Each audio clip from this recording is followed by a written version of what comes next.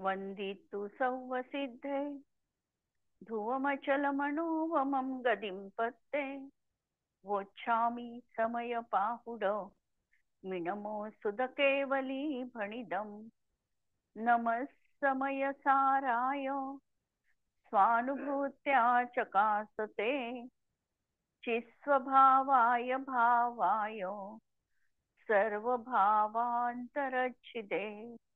अंतिम शासननायक 1008 भगवान महावीर स्वामी की जय। द्वादशांगो श्रुत देवी की जय। स्वाध्याय कक्ष संपेपर्यंत आपणा सर्वांना चतुर्विध आहाराचा त्याग असणार आहे। समयसार ग्रंथ आपण बघतो आहे आणि स्याद्वाद अधिकाराच्या माध्यमातून वस्तुतत्वाची सिद्धी कशी करायची 14 भंगांनी अमृतचंद्र आचार्य आम्हाला ही गोष्ट सांगतात आहे। यामधला आपण तत् अतत एक अनेक हे बघितलेलं होतं।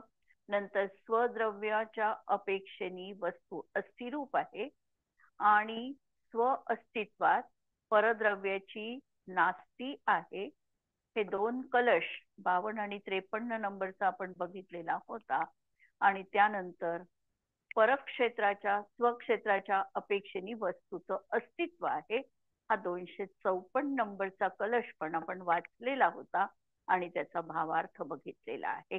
विशेष पहा 254 नंबरच्या कलशवर की स्वक्षेत्र अपेक्षेने वस्तूचं अस्तित्व आहे। जे अस्तिपणामध्ये 4 भंग लावणार आहेत स्वद्रव्य स्वक्षेत्र स्वकाल स्वभावानी। त्याच्यामधला स्वद्रव्याच्या अपेक्षेने अस्ति सांगितली, परद्रव्याच्या अपेक्षेने नास्ती सांगितली। आता स्वक्षेत्राच्या अपेक्षेने वस्तूचं अस्तित्व सांगतात। नैयायिक असे मानतात, न्याय जे दर्शन आहे नैयायिक दर्शन ते असं मानतात की ज्ञान हे सन्निकर्षाने उत्पन्न होते। म्हणजे जेव्हा वस्तूचा आणि इंद्रियांचा स्पर्श होतो त्याच वेळेला ज्ञानाची प्राप्ती होते। म्हणजे इंद्रिया जी आहे ही प्राप्यकारी आहे। सन्निकर्ष तर आहे आम्ही पण तसंच मानतो, परंतु चक्षु आणि मन हे दोन इंद्रिय अप्राप्यकारी आहे।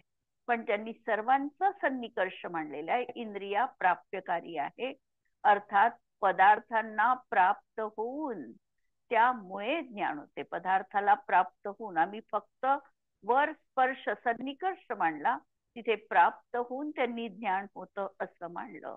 या मान्यतेमुळे आपला आत्मा प्रदेशापासून जे भिन्न क्षेत्र परक्षेत्री ज्ञेय आहे त्या परक्षेत्रामध्ये गेला आणि ज्ञानाचं अस्तित्व हे परक्षेत्राच्या अधीन मानलं, स्वक्षेत्र अपेक्षेने अस्तित्व मानलं नाही आणि यामुळे ज्ञानाचा नाश झाला। अनेकांतवादी असं म्हणतात की परपदार्थ परक्षेत्रातच आहे। ज्ञान आपल्याला निज आमच्या स्वक्षेत्रातच होतं। परक्षेत्र स्थित पदार्थांना जाणण्याचे आत्म्याचे सामर्थ्य आहे, पण पराला जाणण्यासाठी आत्म्याला आपलं स्वक्षेत्र सोडून जावं लागत नाही। ज्याप्रमाणे दर्पण स्वक्षेत्रात राहूनच पदार्थांना प्रतिबिंबित करतात, तर ज्ञानामध्ये प्रतिबिंबित आकार हे ज्ञान पर्यायीचे आहे आणि ज्ञान त्यालाच जाणतं आणि त्यालाच ज्ञान ज्ञेयाला जाणतं असं म्हटल्या जातं। अशाप्रमाणे हा कलश आपण स्वक्षेत्र अपेक्षेने बघितला। आता नंतरचा कलश सांगणार आहे की स्वक्षेत्रात परक्षेत्राची नास्ती असते। स्वक्षेत्र जे आहे प्रत्येक पदार्थाचं लावा, त्या पदार्थात परक्षेत्राची नास्ती आहे। 255 नंबरचा कलश स्वक्षेत्र स्थितये पृथक्विध पर क्षेत्र स्थितार्थोच्छनात् तुच्छीभूय प्रशु प्रणश्यति चिदा कारांसहार्थेर्वमन् स्याद्वादी तु वसन् स्वधामनि पर क्षेत्रे विदन्नास्तिताम् त्यक्तार्थोऽपि न तुच्छतामनुभवत् त्याकारकर्षी परान. सर्वथा एकांतवादी स्वक्षेत्रामध्ये स्थिरतेसाठी भिन्न भिन्न परक्षेत्रात असणाऱ्या ज्ञेय पदार्थाचा त्याग केल्या कारणाने. एकांतवादी आहे, एकांतवादी असल्यामुळे तो स्वद्रव्य आणि परक्षेत्र याचा फरक तो जाणत नाही. स्वक्षेत्रात परक्षेत्राची नास्ती आहे हे तो मानत नाही. म्हणून स्वक्षेत्रामध्ये स्थिरता करण्यासाठी, स्वक्षेत्रात आम्ही स्थिर राहिलो पाहिजे, परक्षेत्रात आमचं गमन होऊ नये म्हणून भिन्न भिन्न परक्षेत्रामध्ये असणाऱ्या ज्ञेय पदार्थांचा त्याग केल्या कारणाने. म्हणून मी परक्षेत्रात मला जायचं नाही, म्हणजे मी भिन्न क्षेत्रवर्ती असलेल्या पदार्थांना मी जाणूच नये. अशा प्रकारे ज्ञेय पदार्थाबरोबरच चैतन्याच्या आकाराचं वमन करतो. म्हणजे ज्ञेयालाही जाणणं नको आणि ज्ञेयाच्या माध्यमातून ज्ञानामध्ये विकृती पण यायला नको, आमचं ज्ञान परक्षेत्रात पण जायला नको असं समजून तो चैतन्याच्याच आकाराचं वमन करतो. म्हणजे ज्ञेय पदार्थांच्या निमित्ताने चैतन्यामध्ये जे प्रतिबिंब पडत आहे ज्ञानाचं त्यालाही तो नाकारतो. कारण आमच्या ज्ञान पर्यायीला शेवटी निश्चय आणि हा आत्मा जाणणार आहे. त्यासाठी परज्ञेय केवळ निमित्त मात्र आहे आणि जाणणार तर आम्ही आमचीच पर्याय आहे. परंतु या ज्ञानामध्ये पराचं प्रतिबिंब पडतो म्हणून या ज्ञानाला देखील तो नाकारतो आणि चैतन्याचे अज्ञानी सामान्य ज्ञानाचा हा जो विशेष आविष्कार आहे याला मानत नाही. जसं आपण सामान्यता आणि विशेषता पाहिलं, ज्ञानामध्ये देखील सामान्य अंश आणि हे ज्ञेयाला जाणणं हे विशेष, अशा प्रकारचं विशेषाचं तो अस्तित्व नाकारतो आणि तुच्छ होऊन नाश पावतो. परंतु स्याद्वादी मात्र स्वक्षेत्रात राहून परक्षेत्रामध्ये आपले नास्तित्व मानतो.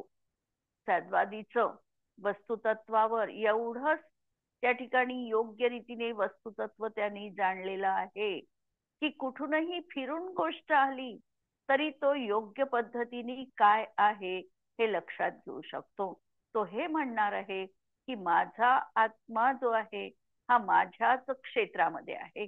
त्याला कितीही म्हटलं, त्यांनी विश्वाचं ज्ञान केलं, विश्वेश्वरोपी असं जरी म्हटलं किंवा सर्व ज्ञेयगत ज्ञान आहे, समयसार देखील ते म्हणणार आहे किंवा प्रवचनसार मध्ये तर ती गोष्ट म्हटलेलीच आहे कुंद आचार्यांनी की ज्ञान सर्व ज्ञेयगत आहे. पण ज्ञेयगत आहे म्हणजे ज्ञेयात गेलेला आहे असा त्याचा विग्रह लावायचा नाही. ज्ञेयात गेलेलं नाही, फक्त ज्ञेयांना जाणलं म्हणून ज्ञेयगत, सर्व ज्ञेयगत हा शब्द आलेला आहे. आणि हे ज्ञान मात्र जर वास्तविक त्याचं स्वरूप बघितलं तर ते आपल्याच क्षेत्रामध्ये आहे आणि आपले नास्तित्व मांडतो की मी परक्षेत्रगत नाहीच, परक्षेत्राचं माझ्यात नास्तित्व आहे.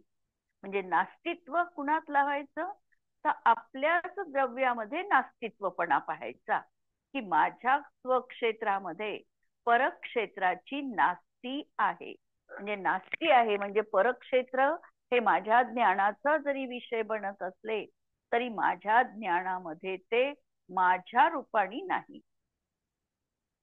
आणि परक्षेत्रगत ज्ञेय पदार्थांचा स्वीकार न करताही त्याग करून देखील परद्रव्यामधून चैतन्याच्या आकारांना खेचतो आणि परक्षेत्रात ज्ञेय पदार्थांचा स्वीकार तो करत नाही. अज्ञानी जीव स्वीकार करत नाही आणि तरी परद्रव्यामधून चैतन्याच्या आकारांना खेचतो. म्हणजे ज्ञेय पदार्थांचा आणि ज्ञान परिणामाचा विकाराचा त्याग करूनही ज्ञेयाकाराच्या ज्ञानामधील ज्ञेयाच्या तरंगाचा त्याग करत नाही आणि म्हणून तुच्छता अनुभवत नाही. ज्ञेय ज्ञानामध्ये झळकणार आहे त्याला मी सोडू शकत नाही. तो ज्ञानाचा स्वभाव आहे. ही वस्तुस्थिती सद्वादी पद्धतीमध्ये जाणल्या गेली, म्हणून ज्ञान त्याचं नष्ट झालं नाही. ज्ञानाला तुच्छता समजावी लागली नाही. परक्षेत्रगत ज्ञेय पदार्थांच्या निमित्ताने चैतन्याचे विशेष आकाररूप पर्याय होतात. जर त्या आकारांना माझे म्हणून स्वीकारेल, तर स्वक्षेत्राच्या ठिकाणी मी परद्रव्याच्या प्रदेशांनी व्याप्त होऊन जाईल. या मान्यतेने सर्वथा एकांतवादी, स्वक्षेत्र अपेक्षेने सच्चा एकांत करणारा त्या ज्ञेय पदार्थाबरोबर चैतन्य विशेषाचाही त्याग करतो, की हे आकारही माझ्या ज्ञानामध्ये नको. याप्रमाणे स्वयं चैतन्याच्या आकाराने रहित होऊन तुच्छ होतो. कारण पर्यायांच्या अभावी द्रव्याचेही आणि गुणाचेही अस्तित्व राहत नाही. जर त्यांनी म्हटलं की माझ्या ज्ञानामध्ये या पर्यायी मला नको आहे, जर पर्यायी मांडला नाही तर पर्यायवान देखील मानता येत नाही. गुण मांडला नाही तर गुणी देखील मांडता येत नाही. कारण पर्याय ही पर्यायवानाला म्हणजे द्रव्याला सोडून नाही, आणि द्रव्य आहे तिथं पर्याय निश्चितपणे असलीच पाहिजे. नुसतं द्रव्य पर्याय विरहित आणि नुसती पर्याय द्रव्य विरहित असं वस्तूचं स्वभावच नाही, असं तत्वच नाहीये. उदाहरणार्थ आम्हाला सोनं खरेदी करायचं आहे आणि आम्ही बाजारामध्ये गेलो आणि दुकानदाराला म्हटलं की मला सोनं हवं आहे. त्यांनी विचारलं, सोनं जर तुम्हाला पाहिजे तर मी कोणत्या स्वरूपामध्ये तुम्हाला सोनं देऊ? सोन्याचा बिस्किट तुम्हाला घ्यायचा आहे की सोन्याची चेन घ्यायची आहे की बांगडी घ्यायची आहे? आणि ग्राहकाचं उत्तर त्याला हे आहे की मला सोनं तर पाहिजे आहे, पण मला बिस्किट रूपात पण नको, चेन रूपात पण नको, कोणत्याच रूपात मला सोनं नको, मला फक्त निव्वळ सोनं द्या. तर तो दुकानदार म्हणणार आहे की असं सोनं असत नाही. कोणत्या तरी पर्यायीमध्ये म्हणजे कोणत्या तरी अवस्थेत कोणत्या तरी रूपाने ते तुम्हाला घ्यावं लागेल. जर तुम्हाला सोनं खरेदी करायचंय तर सोन्याचं बिस्किट घ्या किंवा चेन घ्या, कुंडल घ्या, कडक घ्या, काही पण घ्या, पण तुम्हाला सोनं जर हवं आहे तर ते याच रूपामध्ये तुम्हाला मिळू शकणार आहे. आणि हा अज्ञानी असं मानतो आहे की मी आत्मद्रव्यत आहे, मी जाणणार तर आहे, पण जाणत असताना मला त्या ज्ञानाच्या कोणत्याही पर्यायी नको आहे. मी पर्यायीला मी जाणणार नाही किंवा पर्याय माझ्यात प्रतिबिंबित होऊ नये, कोणतीही पर्याय. आचार्य सांगतात असं होणं नाही. आणि म्हणून पर्यायांच्या अभावी द्रव्याचेही किंवा गुणाचेही अस्तित्व राहत नाही. स्याद्वादी तर स्वक्षेत्रामध्ये राहून परक्षेत्रामध्ये आपले नास्तित्व जाणतो. हा आत्मा माझ्याच स्वक्षेत्रात आहे आणि परक्षेत्र म्हणजे परद्रव्य त्याचं क्षेत्र माझ्या ज्ञानाने जाणलं तरी देखील मी त्या परक्षेत्रगत नाही. ही वस्तुस्थिती त्यांनी यथार्थ रीतीने मनामध्ये पूर्णतः अभिप्रायपूर्वक स्वीकार केलेली आहे. आणि ज्ञेय पदार्थ सोडून देखील चैतन्याच्या आकाराचा त्याग करत नाही. म्हणजे ज्ञेय पदार्थ पण ज्ञानात येणार आहे आणि ज्ञेयाचे जे आकार आहे तेही ज्ञानात येणार आहे. आणि त्यालाच जाणणं हेच माझं आत्मिक सामर्थ्य आहे, हाच माझा द्रव्याचा ज्ञानाचा स्वभाव आहे, हे तो जाणतो आणि म्हणून तुच्छ होत नाही किंवा नष्ट होत नाही. आता काही दार्शनिक असं मानतात की ज्ञानामध्ये ज्ञेयाकाराचं प्रतिबिंब पडणं हा देखील ज्ञानाचा परप्रवेश आहे, परक्षेत्रपणा आहे. ज्ञानात पडणारे ज्ञेयाकार हे ज्ञानाचं स्वरूप नाही. म्हणून ज्ञानाच्या स्वक्षेत्राचा निर्णय करण्यासाठी परक्षेत्रीय समस्त ज्ञेयांना पृथक करणे इष्ट वाटते आणि ज्ञानात पडणाऱ्या ज्ञेयाकारांना पण पृथक करणं त्यांना इष्ट वाटतं. ते ज्ञान स्वरूप नाही, पररूप आहे.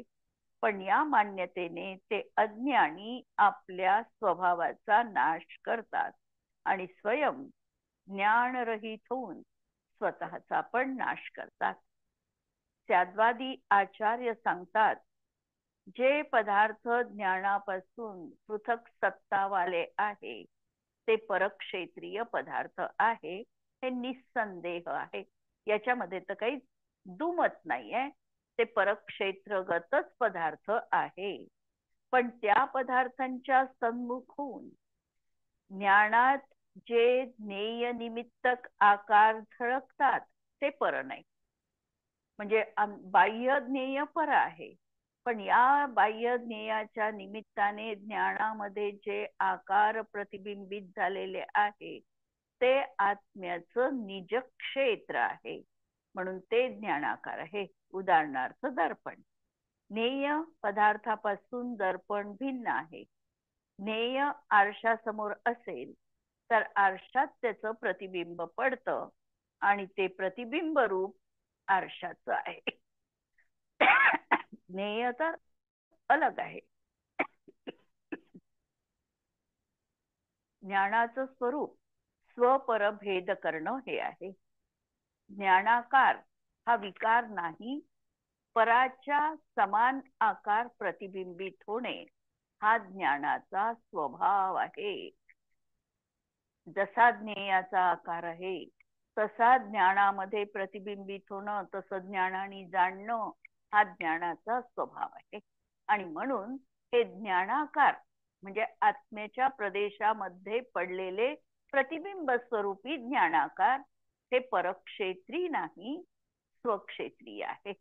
या मान्यतेने त्याद्वादी परपदार्थांना सोडत असताना सुद्धा परपदार्थाला तो आपलं तर मानत नाही, पण स्वतःच्या चैतन्य ज्ञानाकारापासून रिक्त पण होत नाही. त्याच्या स्वक्षेत्राचा नाश होत नाही, त्यात परक्षेत्राचा तर अभावच आहे. म्हणून ज्ञान पराला जाणतानाही स्वक्षेत्री आहे. तो आपल्या स्वक्षेत्राचा त्याग करत नाही, मात्र परक्षेत्राची त्याच्यामध्ये नास्ती आहे.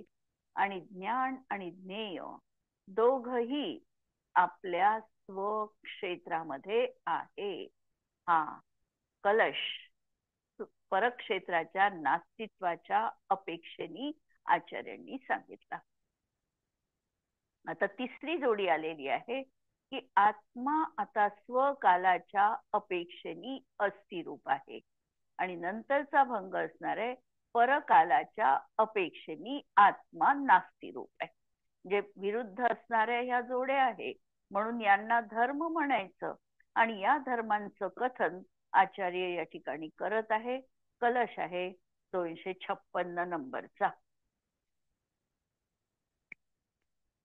पूर्णालंबित बोध्यनाश समये ज्ञानस्य नाशं विदन् सीदन्तेव न किंचनापि कलयन् अत्यंत तुच्छ पशुः अस्तित्वं निजकालतोऽस्य कलयन् स्याद्वादवेदी पुनः पूर्णास्तिष्ठति बाह्यवस्तुषु मुहुर्भूत्वा विनश्यस्वपि.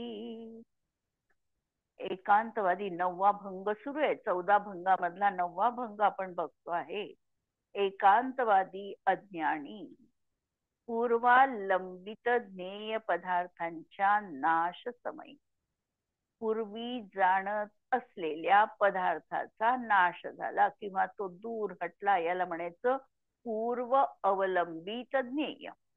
की आत्ता मी पुस्तकाला जाणते आहे, पुस्तक माझ्या समोरून दूर गेलं, पण पुस्तकाला किंवा पुस्तकाचा नाश झाला, तर पूर्वालंबित त्या ज्ञेयाला म्हणायचं पूर्व अवलंबित ज्ञेय पदार्थांच्या नाश समयी आपल्या ज्ञानाचाही नाश मानून ज्ञानास काहीही न समजता अवस्तू समजून ज्ञानाचं अस्तित्व मानत नाही. अत्यंत तुच्छ होऊन नाश पावतो. कालाच्या अपेक्षेने आपण कथन करत आहे, त्यामुळे पूर्वी एखाद्या ज्ञेय पदार्थाला आत्म्याने जाणलेला आहे. हे झालं पूर्वालंबित त्याचं ज्ञेय. आणि हे ज्ञेय आमच्या इंद्रियांच्या सन्मुख हटलं, बाजूला गेलं, किंवा त्या ज्ञेयाचा नाश झाला तर माझाच नाश झाला, अशा प्रकारे हा अज्ञानी मांडतो. तर त्याला सद्वादी सांगतात की ज्ञाता हा स्वकालाच्या अपेक्षेने आपलं अस्तित्व स्वीकार करून, तुझं स्वकाल तुझ्यात आहे, परद्रव्याचा जो काल आहे तो परकाल आहे आणि तो तुझ्यात नाही. त्यांचं अस्तित्व नाश पावलं किंवा ते नष्ट झाले म्हणून तुझ्या स्वकालाचा नाश होणं नाही. म्हणून स्वकालाच्या अपेक्षेने आपले अस्तित्व स्वीकार करून बाह्य वस्तू वारंवार उत्पन्न होऊन नष्ट होत असताना देखील स्वयंपूर्ण राहतो. बाह्य वस्तूंमुळे याचं ज्ञान उत्पन्न किंवा नष्ट होत नाही. म्हणून आचार्य याला सांगतात की तू पूर्ण आपल्या पर्यायीमध्ये स्वकालाच्या अपेक्षेने पूर्ण रूपाने आत्मतत्व रूपाने विद्यमान आहे. तुझ्या या स्वभावाचा कुणीही नाश करू शकत नाही. असा स्वकाल तुझ्या जीवनामध्ये प्रतिसमय त्या त्या वर्तमान काळी तो स्वकाल या अपेक्षेने तू नित्य विद्यमान राहणार आहे.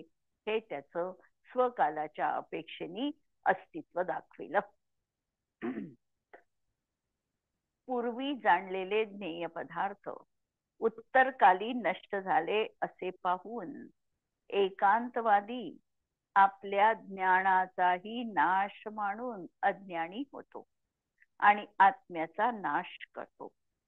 परंतु सद्वादी ज्ञेय पदार्थ नष्ट झाले तरीही आपले अस्तित्व स्वकालानेच जाणून नष्ट होत नाही.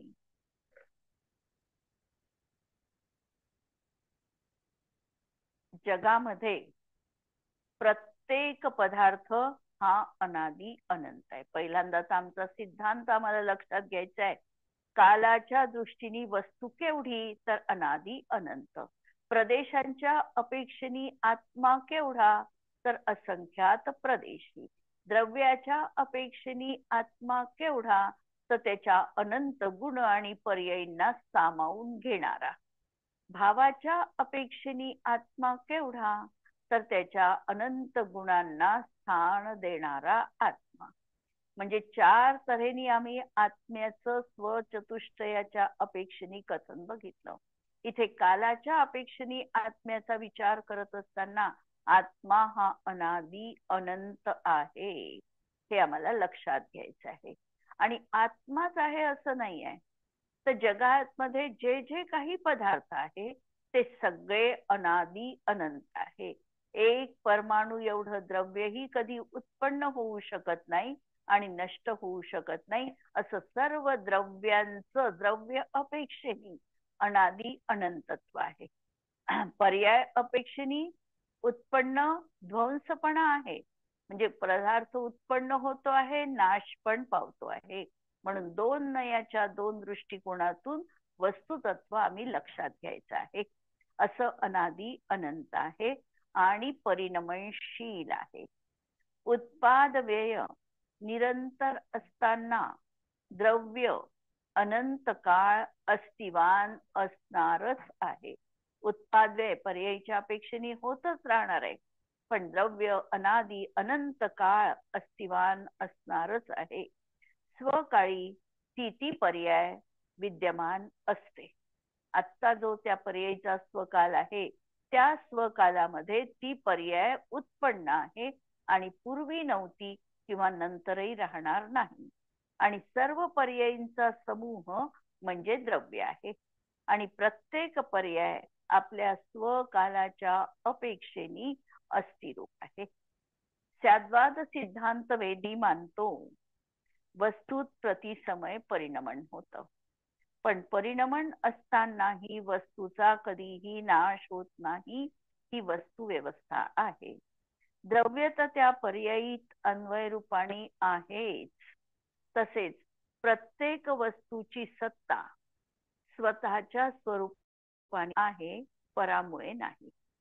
म्हणजे मी परज्ञेयाला जाणतो म्हणून माझी सत्ता त्या काळात आहे असं नाही.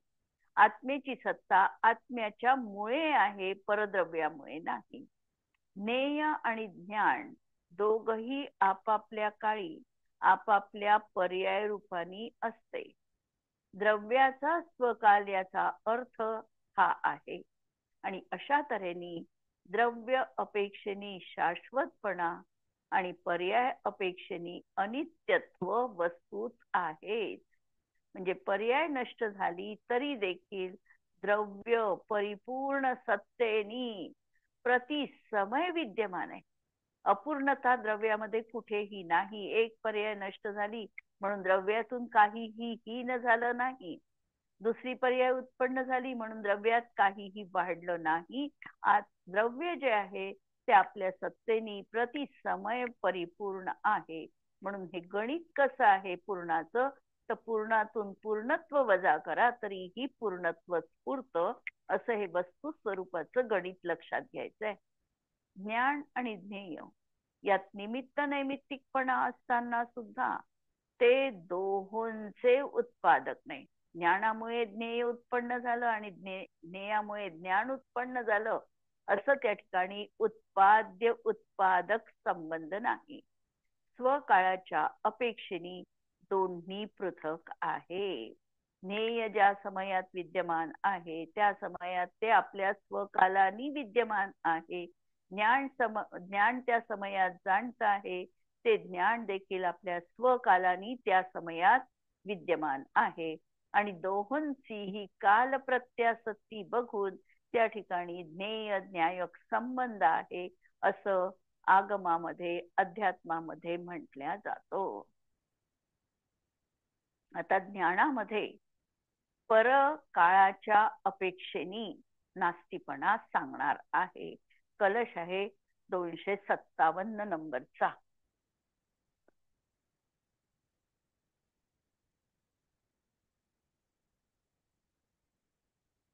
तिथे अर्थालंबन काल एव कलयन ज्ञानस्य सत्वं बहिर् ज्ञेयालंबन लालसेन मनता भ्राम्यन् पशुर्नश्यति नास्तित्वं परकालतोस्य कलयन् स्याद्वादवेदी पुनः तिष्ठन्त्यात्मनिखात नित्य सहज ज्ञानेक पुंजी भवन.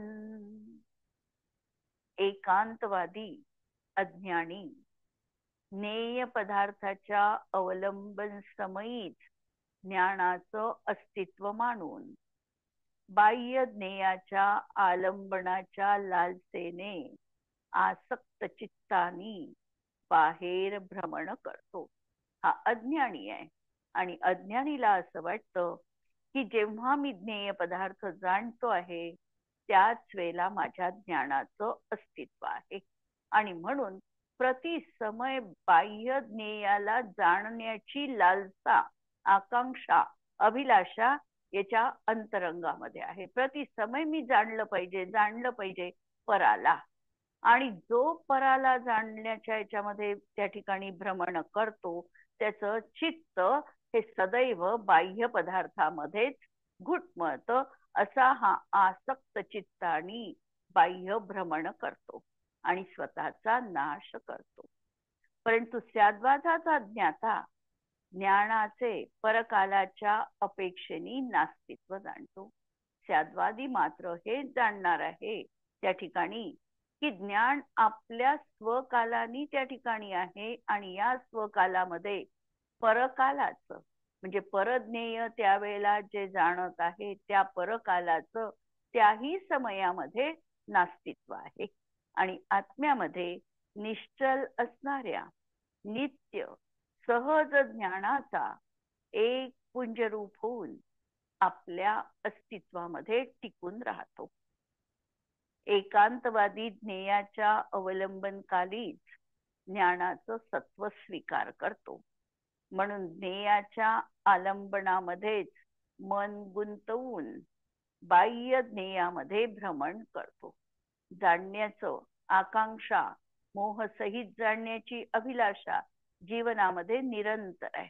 फक्त याला मला जाणायचंय आणि त्याला मला जाणायचंय, या फक्त बाह्य ज्ञेयामध्ये त्याचं ज्ञान अडकून पडतं आणि त्यामुळे तो स्वतःचा नाश करतो. परंतु अनेकांतवादी मात्र परज्ञेयाच्या कालाने आपले नास्तित्व स्वीकार करतो.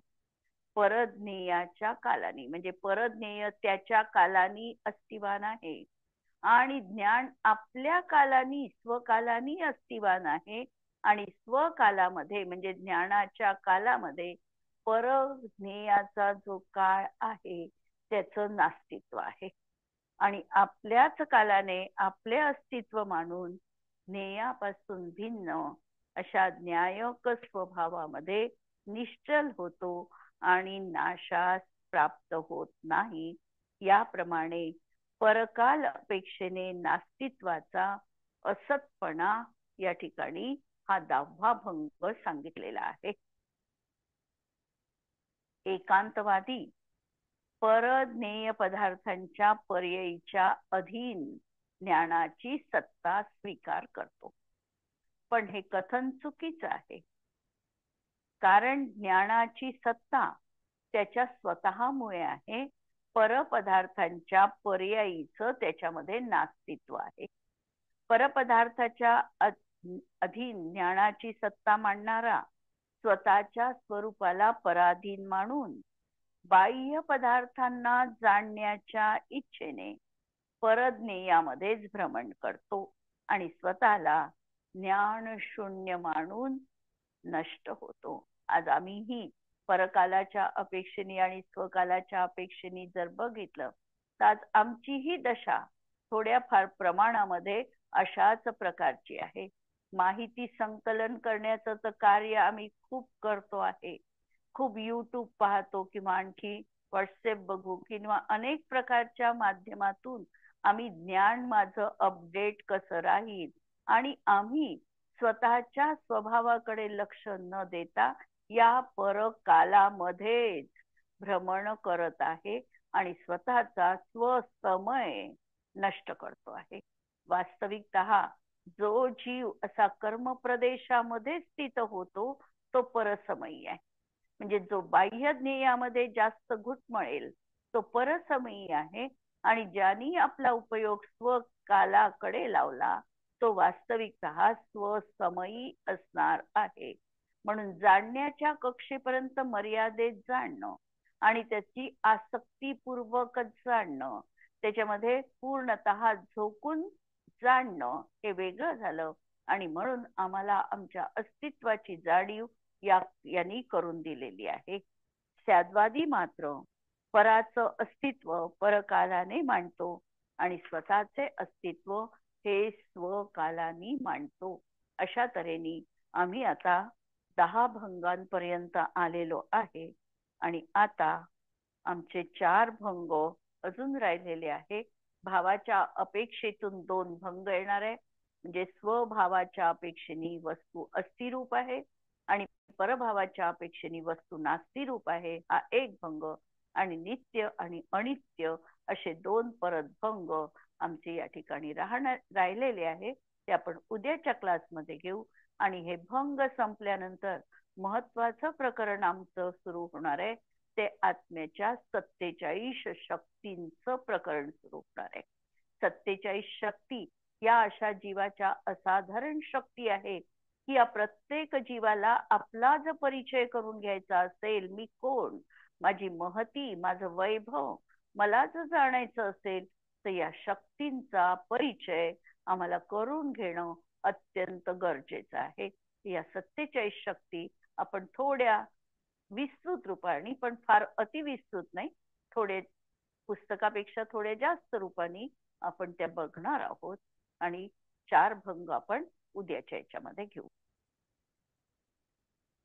जिनवाणी के ज्ञान ते सुझे लोकालो सो जिनवाणी मस्तक नमो सदा देत हूँ को नमो अरिहंताणम नमो सिद्धाणम नमो आयर्याणम नमो वज्रायाणम नमो लोये सव्वसाहुणम. सर्वांना जय जिनेंद्र.